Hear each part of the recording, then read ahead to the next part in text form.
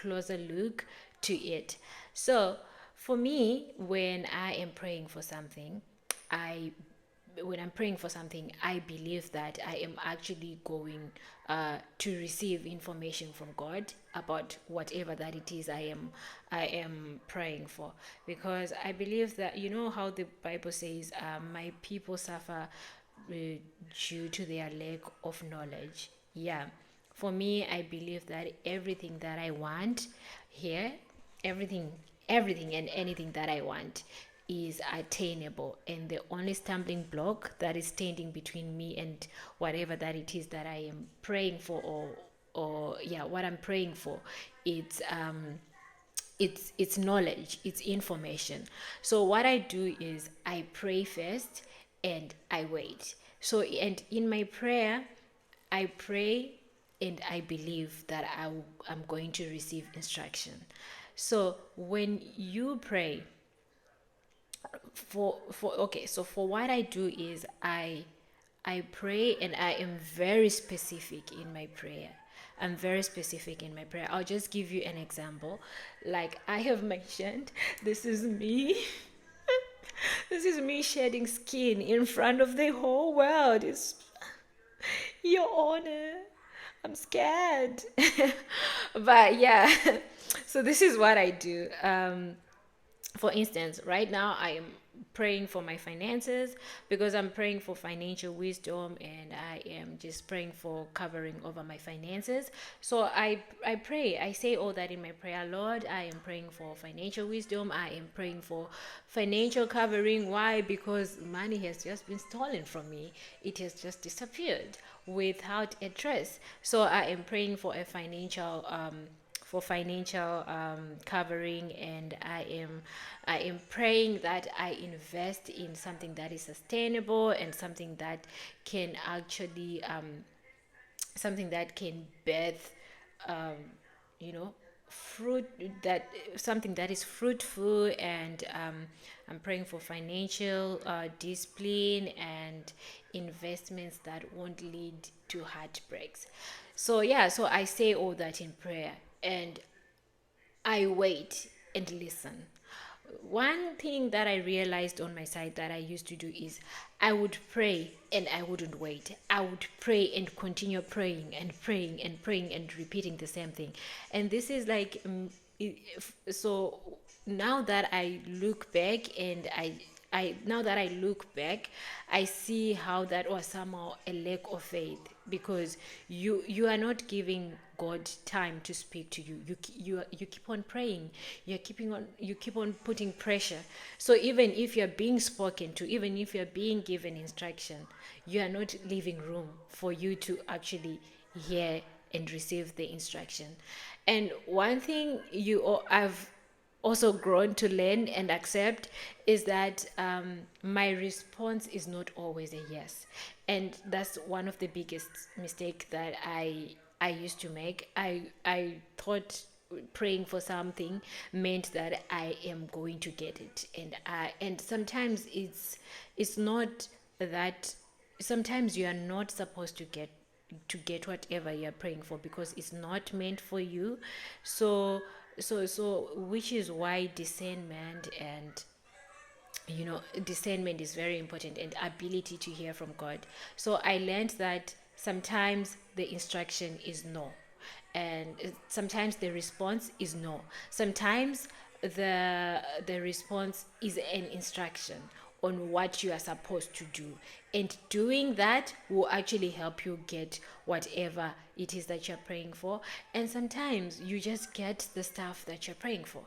So okay, mom fundisi. Yo, I feel like a mom fundisi. But yeah, but well, so once I do that, I wait and I pay attention to every single thing that happens. And when I say I pay attention, I don't mean I just sit still and I stop doing everything and I just wait.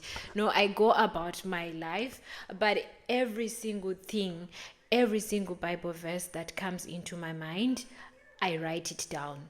Every single hymn, every single song that comes into my mind, I write it down. And when I write it down, I pay attention to it. I read it. and I research on it, and I do like a critical analysis of the whatever song that is like playing in my head, or random Bible verses that you think of, or random motivational. My prayer has already been answered. It has already been answered, but this does not mean I have to like stop totally to pray about it. I believe that my prayer is like already answered, because I have already received a solution to it. So now I'm just saying this prayer. And I also, for some reason, as I was walking, because I needed to go to like a secluded place, away from my friends, so I could just focus on my Bible. So I ended up like leaving my home and going to this coffee shop. And when I was on my way there was this song that kept on playing in my song. It's a Shona hymn, and and I think it's from like the Methodist church. I was born and raised in the Catholic church, and uh, so for me to actually just have that hymn in my head, it's not a coincidence, right? So yeah, so I actually went and googled the song and researched for the lyrics, and tried to understand what the song means. And it's also a prayer.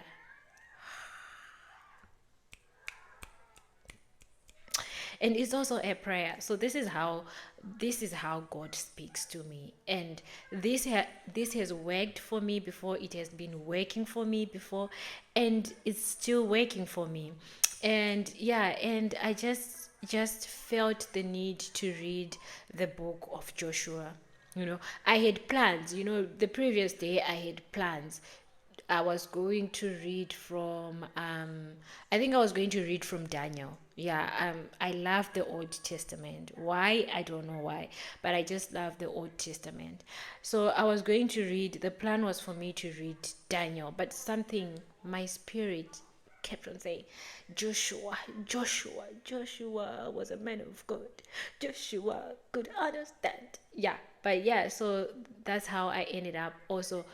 So I ended up not reading Joshua, not reading from Daniel, but reading from Joshua. So yeah, so I actually received two songs and a few Bible verses, and I just did like, a you know, um, and I just did like a deep critical analysis of all that. So what I'm giving you is like, this is and even if you go on the internet, people will tell you the general ways that God speaks to his people. But I'm going to repeat this again, because this is something I actually learned for myself. You need to define God for yourself, because God speaks to us differently. And I shared this, um and I shared how God speaks to me, like I said before, because maybe God is speaking to someone through these ways, but someone is just brushing them off because they are expecting him to come down and sit down on the bed or couch with them and be like, yeah, so you know what, Rufaro? So you know what, Rufaro? This is what I'm talking about. But well, yeah, so it's very important that you define him for yourself. And because God speaks to us differently. Even if you do read the Bible, you find out that even the prophets from the Bible, even the disciples, they were called differently.